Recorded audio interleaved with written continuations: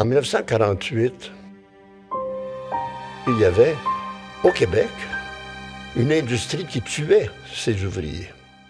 En 1948, la revue Relations a publié un dossier appelé l'affaire Silicose de Saint-Rémy-d'Amherst à Ungava.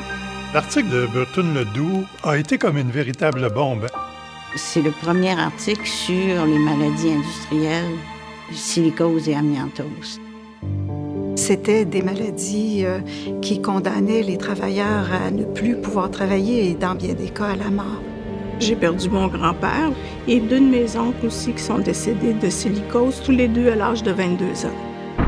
Prendre le risque d'afficher les noms de 46 personnes décédées d'une maladie industrielle, il fallait prévoir l'impact qui mettait en cause les responsables de cette usine.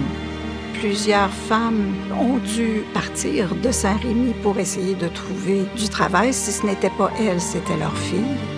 Ce qui pouvait être frappant, c'était l'absence de conscience sociale, de conscience morale de ces grandes entreprises capitalistes.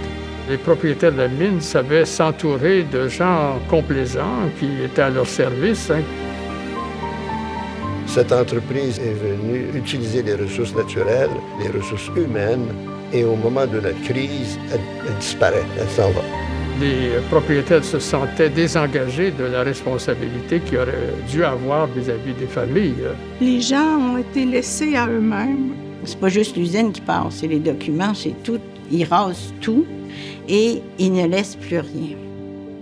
Je pense que la silicose fait partie des événements oubliés, malheureusement. Ça fait partie de notre histoire. Ça fait partie aussi de ce dont on peut avoir honte.